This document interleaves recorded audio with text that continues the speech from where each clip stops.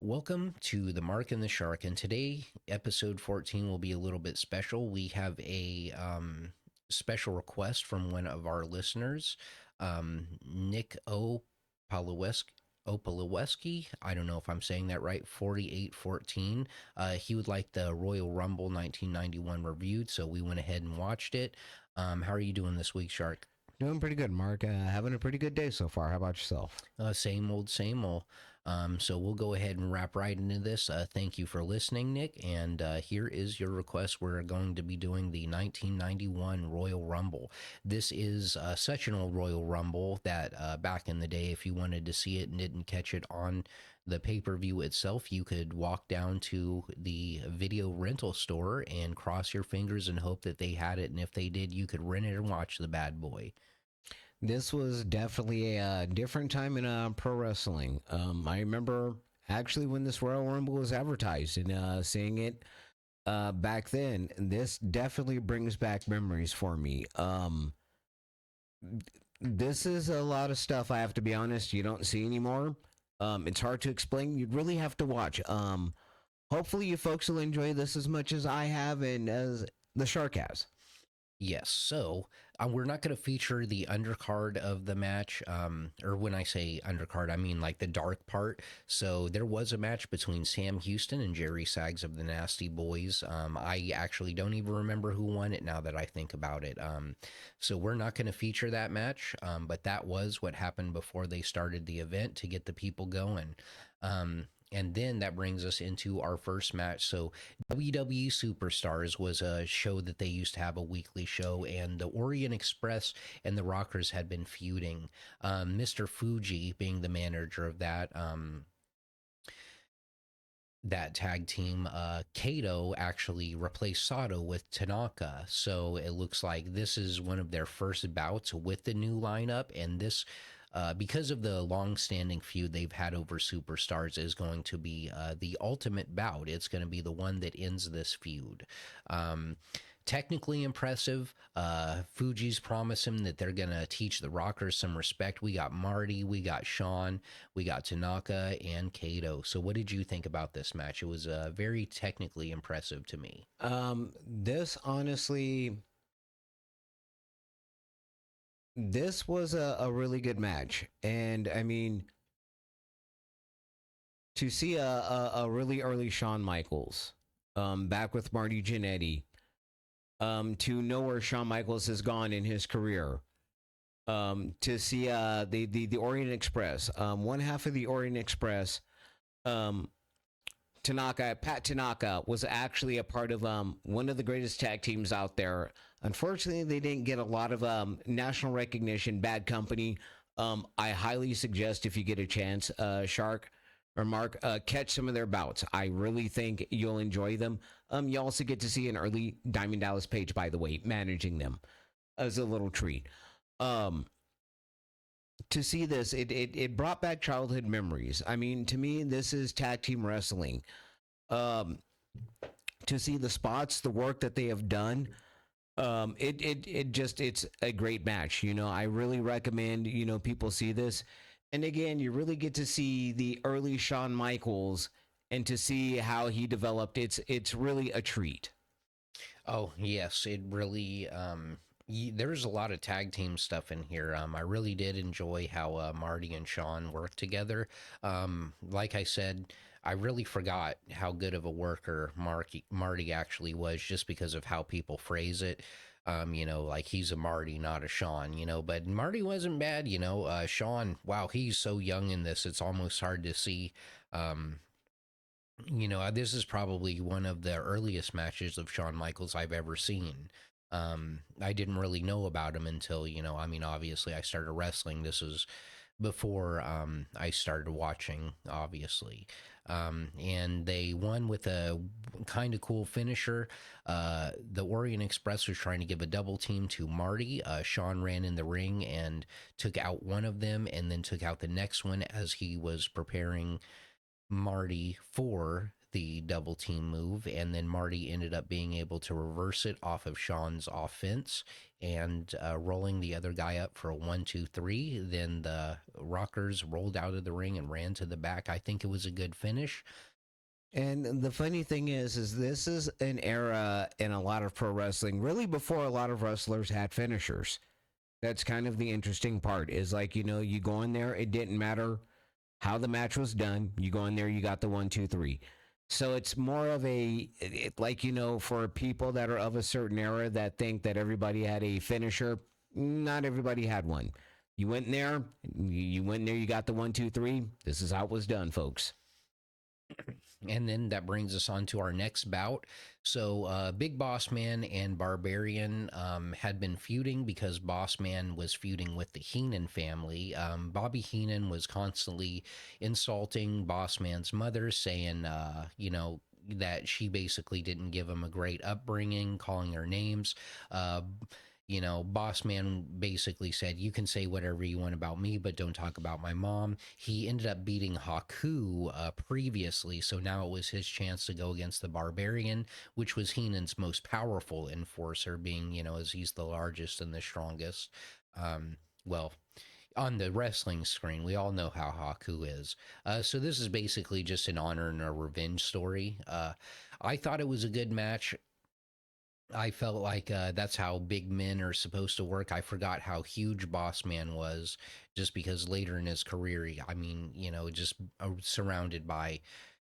When I saw him, The Undertaker, and people like that, he didn't look as big. But seeing him with the Barbarian made me realize how huge he was.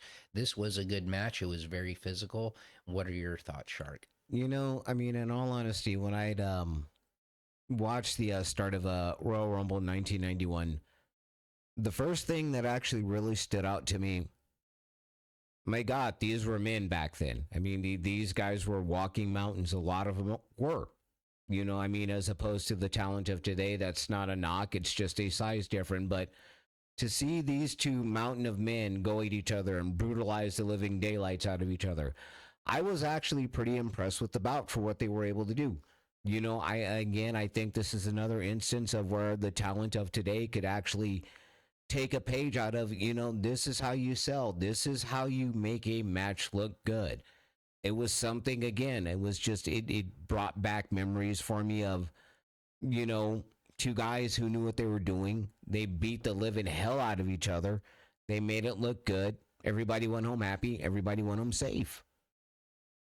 And Boss Man ended up winning that off of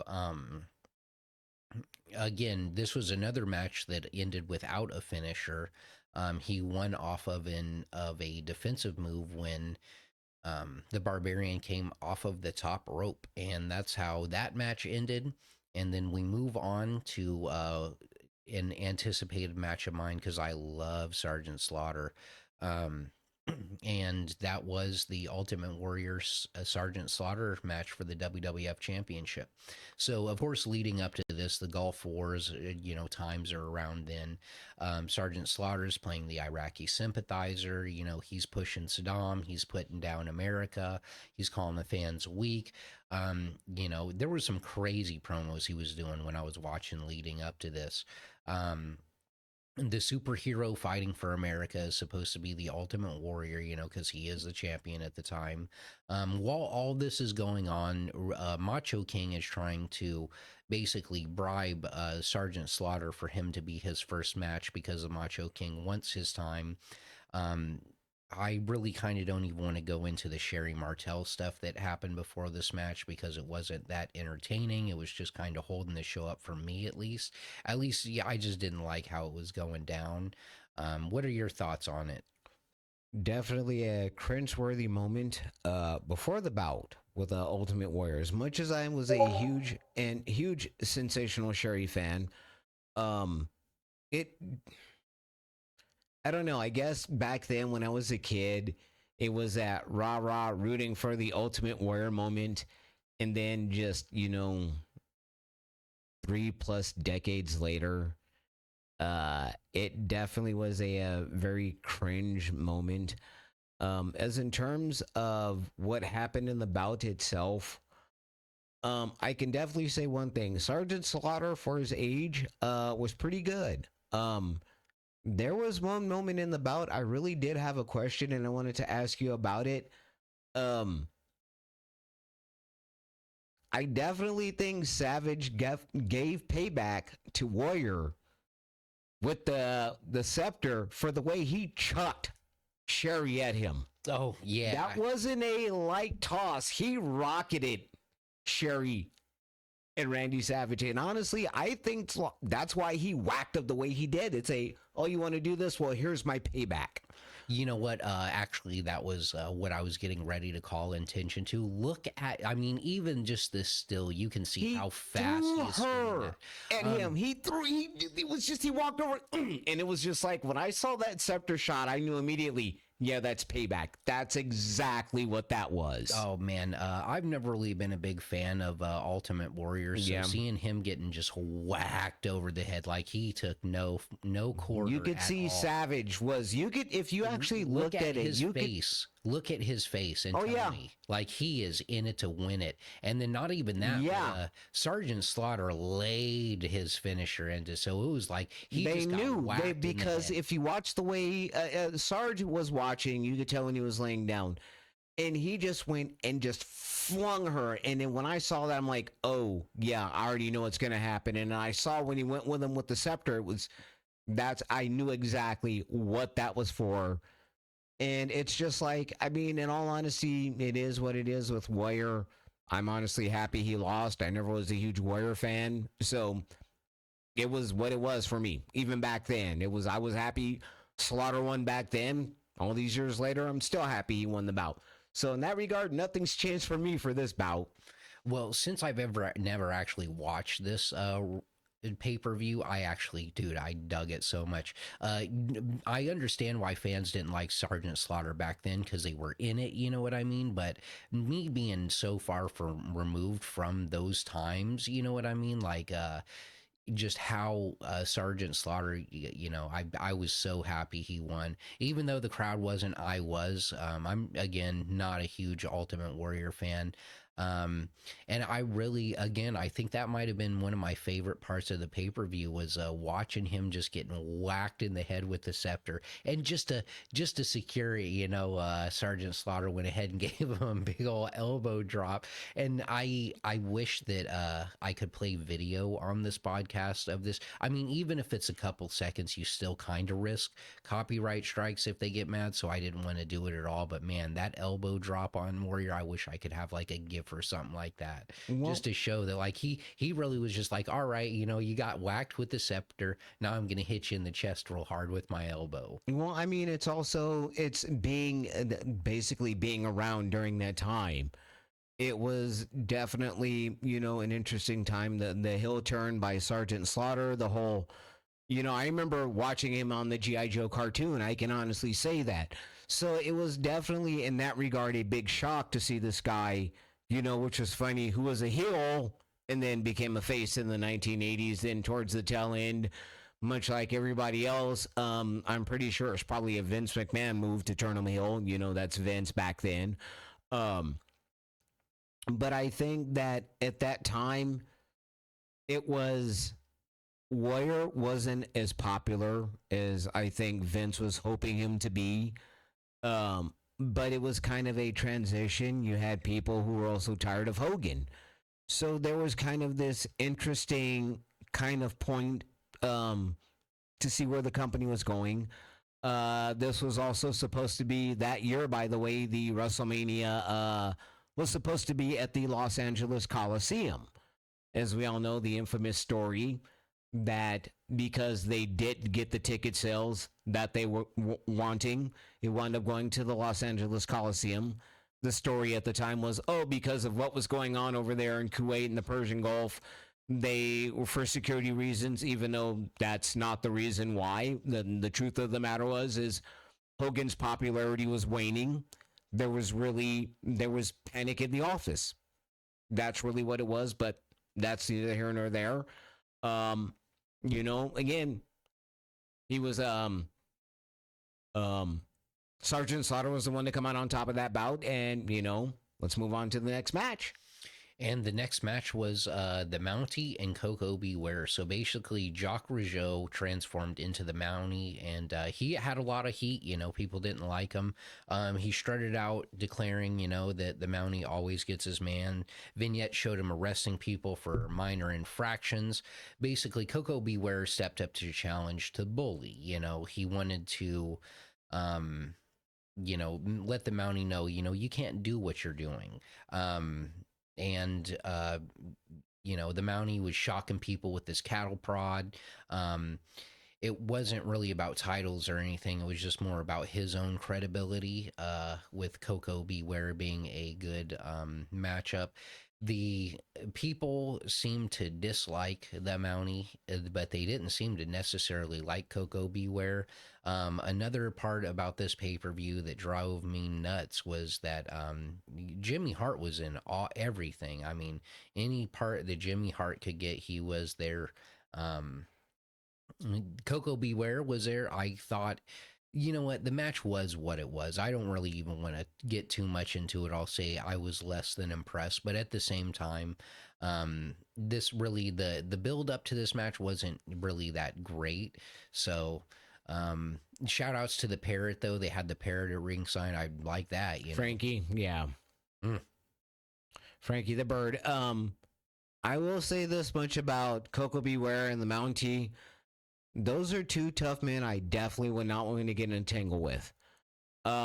It definitely was. I think it was. I'm not trying to be offensive, but I think this was kind of your restroom break, get your snack break match on the card. I mean, and again, two guys I would not want to tangle with. It was your, even back then, this was kind of your filler match. I mean, I remember parts of the feud and everything. You know, it was a good match for what it was. Jimmy Hart, I'm not surprised. That's just the managers of how they were back then. Um, the one thing that I do find interesting of note that I did forget to mention is that if people notice, the heavyweight championship was not the main event of the card. That is correct. All right, that's all I have to say about the Mountie and Coco Beware. Yeah, I don't really have too much to say about it. The match did start off very, very, very slow, but then they got into it. I mean, I'm not gonna disparage anybody. It was a good match. It just wasn't really. I don't know. It kind of seemed out of place with the whole rest of the card, but that's also because I wasn't watching weekly television back then Well, to to put me, it together. it's what I would personally call an intermission match. Fair enough. And then next we had Dusty and Dustin Rhodes versus Ted DiBiase and Virgil. So for months, Ted DiBiase was degrading Virgil, making him polish his boots, etc., etc. Dusty Rhodes, he's the common man. He kind of took offense to how DiBiase was treating people, and saying, that money isn't everything. DiBiase was mocking Dustin, saying that, he's just a boy trying to play a man. Dusty went ahead and accepted his challenge, and I forgot exactly what happened, but there was something that had happened between the two of them that ended up, I think it was a backstage segment, is how we ended up getting into this match with Dusty saying, well, you know what, you and your guy versus me and my guy. And I actually thought this was a good match. Roddy Piper was really, really hyping up Dustin Rhodes this entire match. He wanted to get out how good of a wrestler he was. Roddy Piper was very good on commentary for this whole thing. I think I'll mention that. What did you think about this match in particular? Well, the one thing it definitely reminded me of is I missed the commentary of a Gorilla Monsoon, of a Roddy Piper. Those were two men that were masters of their trades, and I could listen to them every day, all day, personally for myself.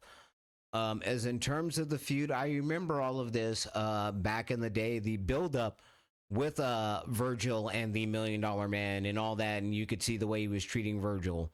You could tell that he was getting frustrated with it. You knew eventually that there was going to be something that would happen. If I remember, I think Dusty was getting involved in it. Again, it's been many years. To see Dustin, that's the part I honestly forgot. I totally forgot because I don't know if it was because he was, Dusty Rhodes' son, because he really hadn't stood out. I think that's more of what it was for me. He really hadn't found himself, so to speak.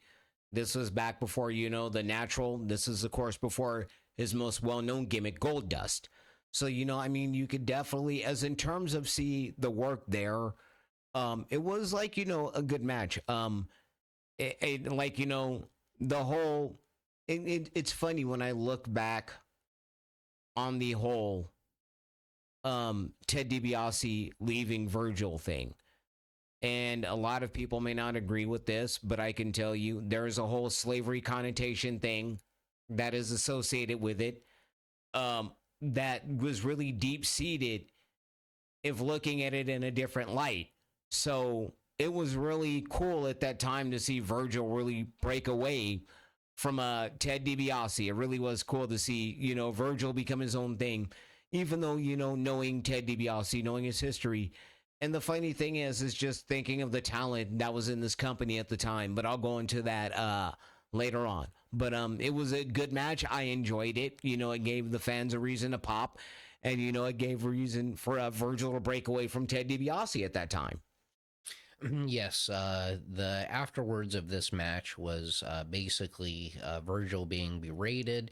He's being told to take my title and put it around my waist. And you can tell Virgil is mad. He throws it on the ground. Ted DiBiase is telling him, hey, you better put this belt on me, my guy. And he ends up getting hit by the belt. I tried to take a picture, but all the flashes in the arena for when it happened kind of made the picture come out as you can see it now. And that is how they broke away from that. And hey, I thought it was pretty cool. I do want to say, man, Ted DiBiase, what a handsome man. It reminds me a lot of how my father used to look. So if you're watching, Dad, shout out to you. Thank you for my good looks. And that'll bring us on to the actual event, which is the 30-man Royal Rumble match. So basically, this is before the Royal Rumble would give you a title shot. Basically, this was just one of those events. Then the winner wasn't really promised anything. It's just one of those deals. It was the spectacle event. So we'll see what actually happens during this, and we get our first entrant in here, which is going to be Bret the Hitman Hart. Started at number 1, and his first opponent was, and look, there's Jimmy Hart bringing him to the ring.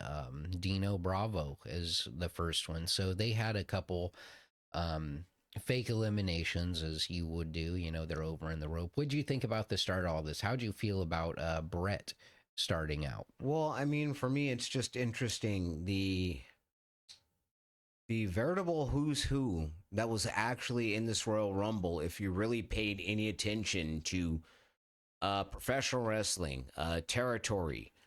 I mean, you have several well-known world champions of various organizations and territories. I didn't think about this till I went back and looked at the match. You had a Rick Martel, you had Kurt Hennig, Dino Bravo, Greg the Hammer Valentine.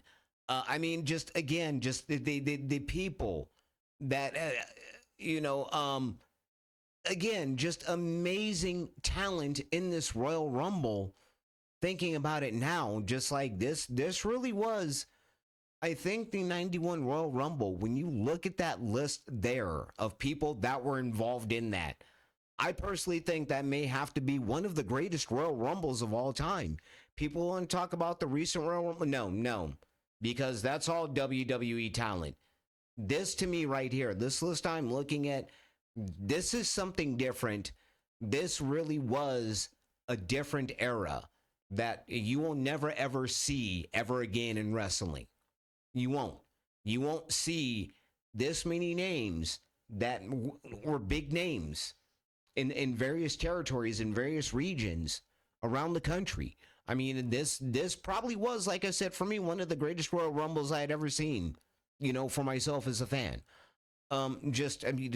Jake Roberts, Hercules, Tito Santana, Undertaker. Undertaker, by the way, with his first manager.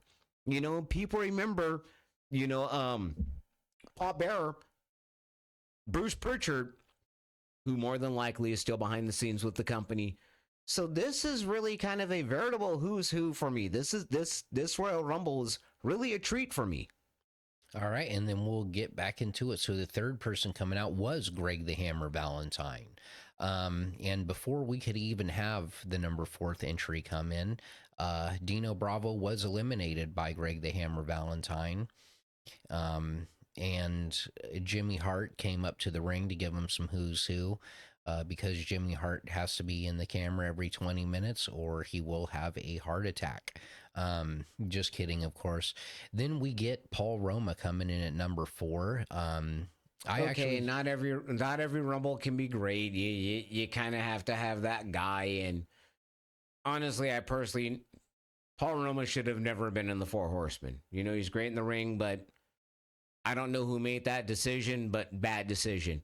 No disrespect. Roma's a good wrestler, but he wasn't horseman material to myself. But that's neither here nor there. Yeah, and that's not even this company. So, but I will say I don't know much about Paul Roma, so I couldn't really tell you much about him. I remember him. Yeah, Power and Glory was a tag team. He was with Hercules Hernandez. So if you ever get a chance, look them up. But yeah, it was one of those guys. It was just like, yeah, you're just kind of there, and that's what it was for me with Paul Roma. It's just like you're that guy that got that lucky break.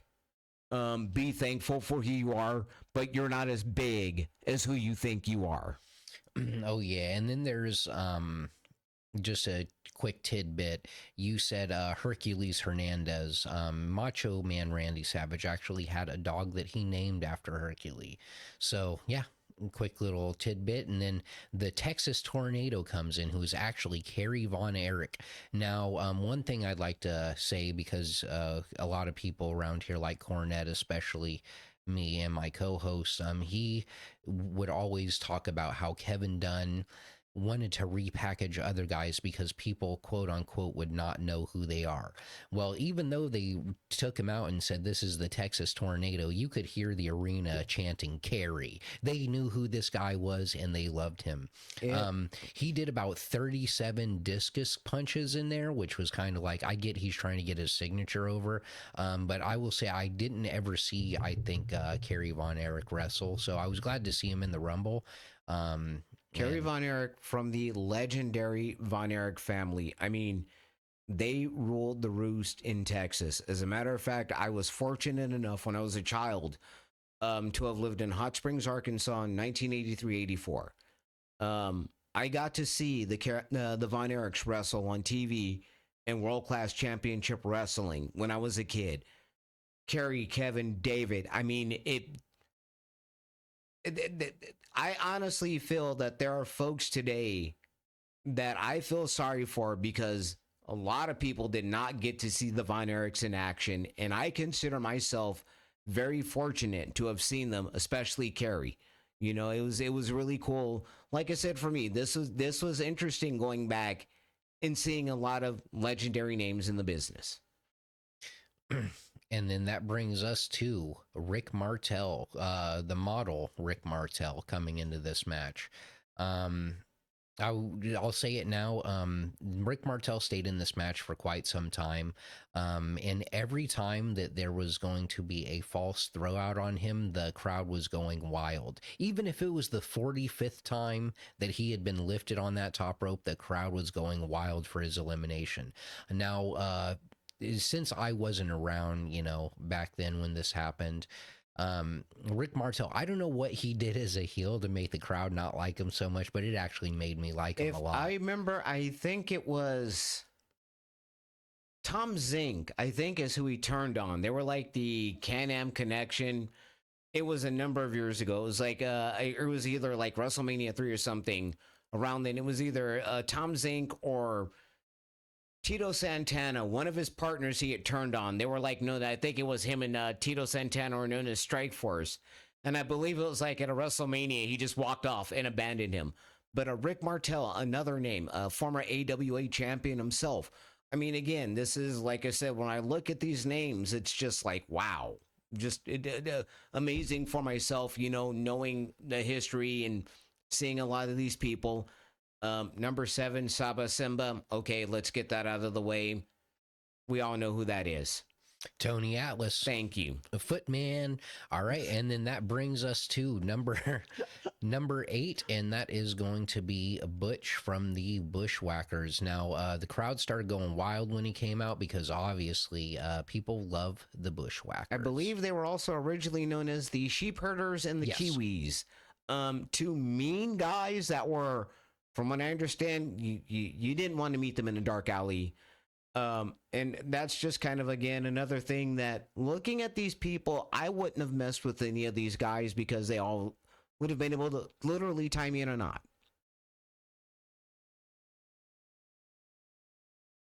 And then that brings us to our second elimination of the match. That's going to be Saba Simba was eliminated by Rick Martel. People were happy about that. That came to a big pop, I guess you would call it. And then an even bigger pop happened to that when Jake the Snake Roberts came and made his entrance. Which resumed his feud. As a matter of fact, I believe him and the model were feuding at that time, if I remember correctly, in the middle of a situation. So off he went into the ring. And again, like I said, it's been many years, but off next to the ring was... The next in the ring was Hercules. Hercules Hernandez. That's a name I haven't heard in a long time. And who did he go after? Who was he involved with? Yes, this one I actually do not know because when he came out, apologies to all super wrestling heads, but I actually had no clue who this was. I had to be clued in by the commentary. Oh, yeah, Hercules is a well-known name. Hercules Hernandez, if I remember, I also believe he was back in the NWA, and Jim Cornette has also told many stories about him. He's also been, I believe, in Mid-South, too. I remember him that he had a massive chain. I remember when he actually turned a babyface back in the day. So I remember him. He was a longtime favorite. Guy was a strongman. I remember him in some of the strongman matches. If I remember, I believe him and Dino Bravo had a feud back in the day where it was just like they had a strongman thing of them doing a tug of war back and forth. But then again, like I said, that was forever ago. So who knows? And then we get into Tito Santana comes out to a large pop. People were happy to see Tito Santana. And then before that happens, we actually do get an elimination. It looks like Paul Roma was eliminated by Jake the Snake. And then The Undertaker came out with his original manager, Brother Love, also known as Bruce Pritchard. It's funny to see Undertaker back then. And until it was kind of, again, another treat to remember that this was before Paul Bearer. So for folks that have never known that Undertaker had a manager before Paul Bearer, there he was. And even further back, for those of you that might not have known, it was originally Kane the Undertaker. Oh, I thought you were going to say Dutch Mantel used to be his manager before he was Undertaker. Another quick tidbit. And then he eliminated Bret Hart, which was not the crowd's favorite thing that happened in the match. And then, Superfly came out, and then The Undertaker eliminated Butch. And then another big pop from the audience because guess what? We get Davy Boy Smith, the British Bulldog. And who doesn't love the British Bulldog? And then they're back in there, they're fighting. And then who comes out after that? Smash from Demolition. Yes, and when Smash came in, it looked like before the next entrance, Jake the Snake was eliminated by Rick Martel. So who actually hung around quite a bit in that match. I often forgot about, I guess you could say the conditioning of Rick Martel. There are a number of things I really, when I went back and looked at that match, man, some of those guys It was kind of a what if for me. What if certain things had happened? What if certain talent had won? What if, what if Mr. Perfect had been the one to won? Who knows what have happened? Well, this was the era before you actually get a title shot if you won. So, but along with what you said, it wouldn't be a title shot, but it'd be good for business. Now we get Hawk coming in. A lot of people like Hawk. As soon as he got into the ring, everyone basically started piling on him, beating him up, trying to get him out. But then, he wrestled his way out, and, then everyone's back to one on one. They're pushing people over the top rope who's not actually getting eliminated. And then comes out a young Shane Douglas. A pre-franchise Shane Douglas, a gave one of the greatest promos in the last 35 years, Shane Douglas. The birth of I guess the birth of ECW promo Shane Douglas. This was before, I believe, even before the Dean Douglas days. I believe this was even before he did the whole Dean Douglas gimmick, which personally I don't blame him for leaving. But you could see that I don't know if I guess you could say, you could kind of see where they were going. And I'd honestly say this was before the days of Shawn Michaels and all of them. So I could see that, Vince obviously had plans for Shane back then. As we all know, they were changed. Who knows? Again, this is another what if. What if, Shane Douglas had been the man Vince had went with? But again, another well-known legendary name in the business. And then that brings us on to our next elimination, which is Kerry Von Erich being eliminated by The Undertaker. And then right after that happens,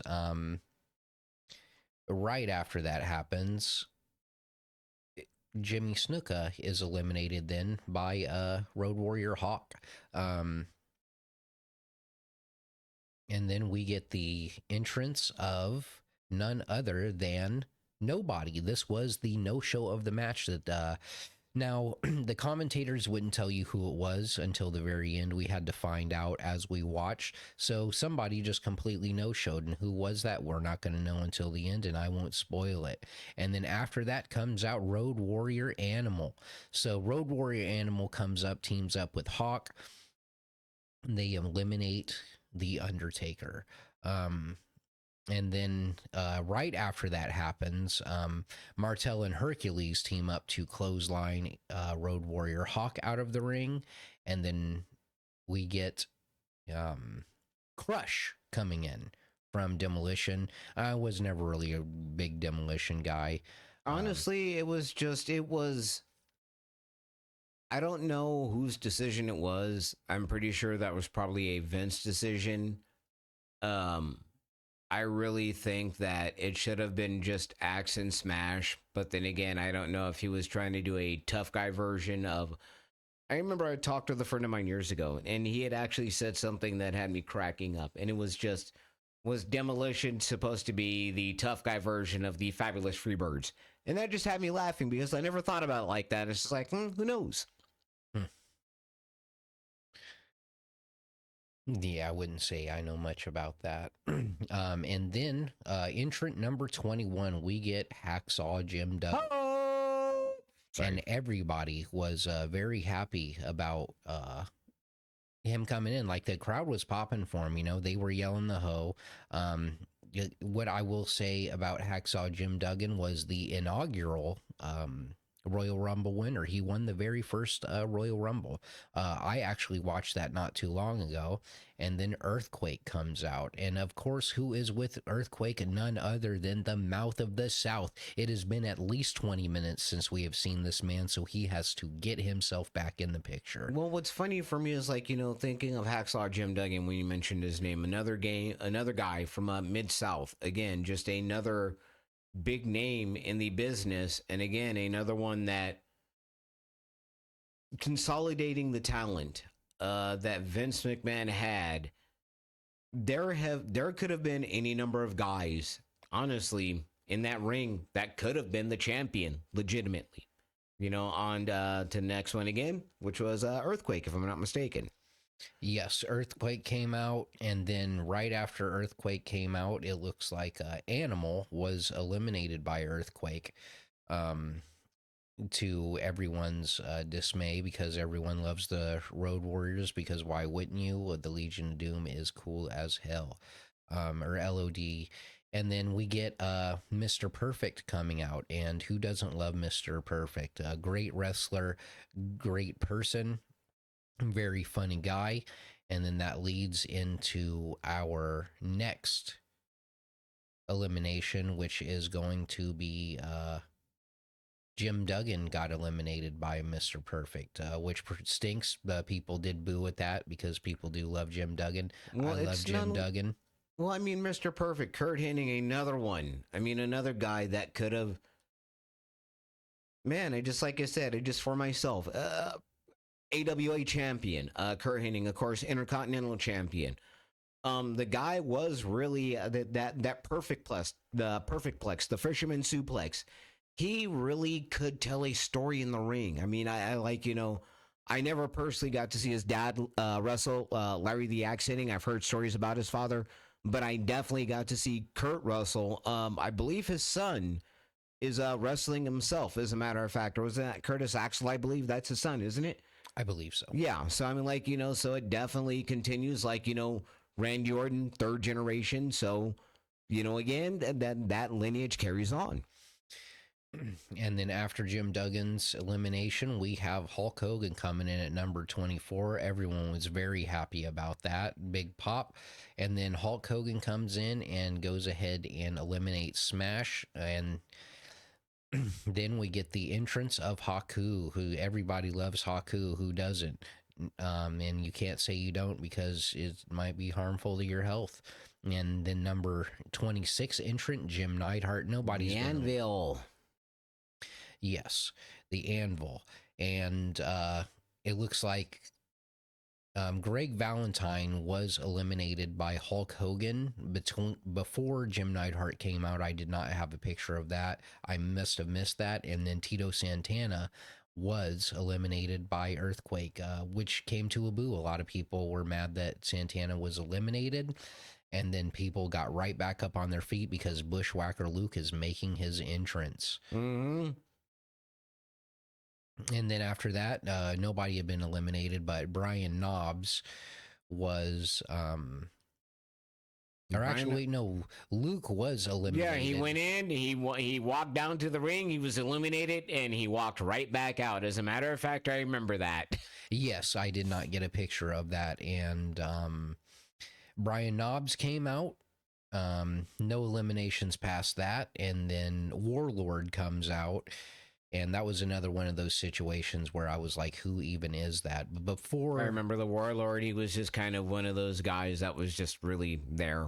Yes. And when Brian Knobs got in, it looks like he did eliminate Hercules. I did not get a picture. So Warlord comes out. Crush gets eliminated by Hogan. Yep. And then Warlord also gets taken out by Hogan. And then we get Tugboat coming in as the final man. And that's when commentary finally breaks the news. It was Macho Man Randy Savage who had no-showed the Royal Rumble. Because of his actions earlier in the evening against the Ultimate Warrior was the reason being. Yes. And after that, Shane Douglas was eliminated by Brian Knobs. Tugboat was eliminated by Hogan. And Mr. Perfect was eliminated by the British Bulldog. The British Bulldog, because the British Bulldog drop kicked him off of the turnbuckle. And then Mr. Perfect, Jim Neidhart was eliminated by Rick Martel. And then Haku went ahead and got thrown over by the British Bulldog, to my dismay. And then Rick Martel was eliminated by the British Bulldog. And then the British Bulldog was eliminated by Earthquake and Brian Knobs, which they formed a kind of a little, little faction there slightly. And then Brian Knobs was eliminated by Hulk Hogan. And of course, Hogan took out Earthquake, and the rest became history. And the Hulk went around taking sign. Well, he was having signs passed to him to the ring from the outside. He got the Hulk rules, peace in the Middle East, which I thought was funny, because there was a point when he was holding that sign, and Hogan, you can see his lips, and you can kind of hear him just a little bit going, "This is what we want, brother. Peace in the Middle East, brother." And it's just funny how everything's brother to him. Also, holding up another sign. So he ended up waving around the American flag because of this. It's not like he's automatically going to get a title shot or anything, but because of the patriotism at the end, we can run that through until the to make him actually face the champion Sergeant Slaughter, who was a non-patriotic during this time. So when we look at that, it looks like even though Hulk Hogan had little time in this match, he eliminated 7 people. The Undertaker, the model Rick Martel, and Earthquake, British Bulldog all eliminated 3, and then everybody else in there had eliminated 2 people or less. Now, you said that Rick Martel was in there for a long time. But how long was he in there for? 52 minutes and 17 seconds.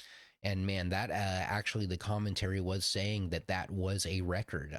So Rick Martel's 52 minutes and 17 seconds was the record of length in a Royal Rumble match in the entire history of the Royal Rumble in this point in time.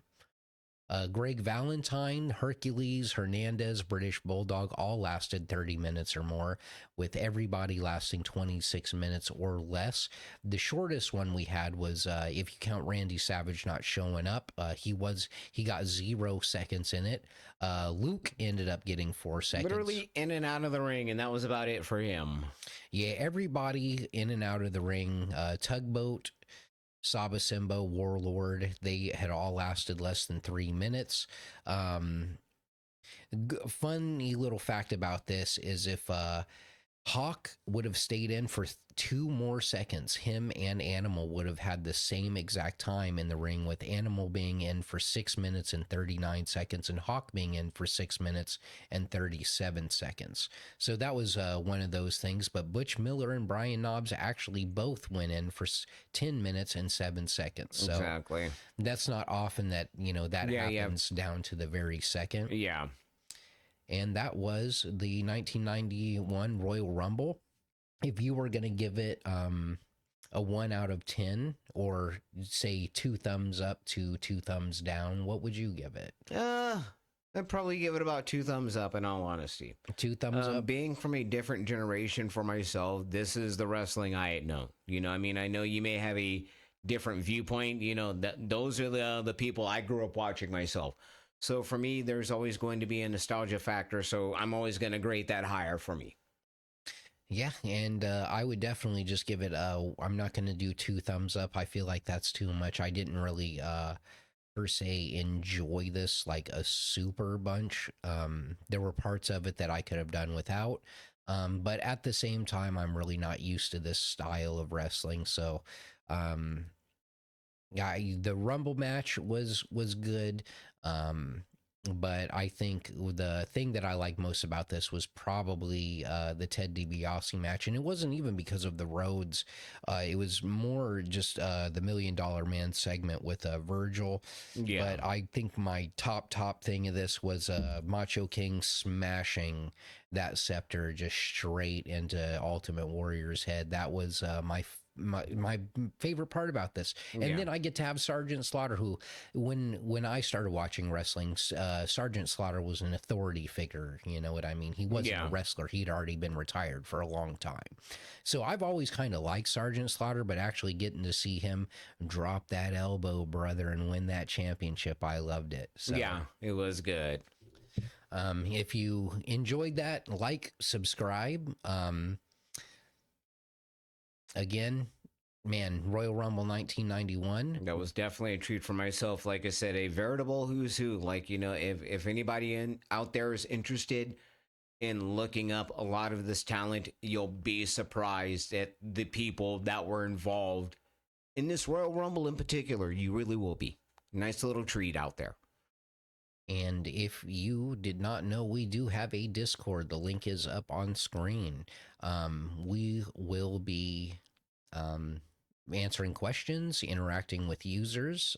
So, yeah, if you want to join the Discord, there's the link. And as well as if you would like to support the podcast, we do have a shop. It's markandtheshark.creator-spring.com. We have two different collections. One, or actually three, one with the old logo, one with the updated logo, and then one called the support collection, where anything bought from that goes into equipment upgrades and things that we're working on. Like our mixer could definitely use an update. But everything else, like I said, proceeds all to the podcast. Um, just equipment, nothing personal. And yeah, if you're into that, that's the kind of thing that you're into. And I hope you have enjoyed the podcast. Everyone can thank Nick in the comments for requesting Please this. do. And that was episode, what are All we right, on, folks. 15 now? Yep, episode 14. All right, folks. Y'all take care now. Thanks for watching. Bye bye.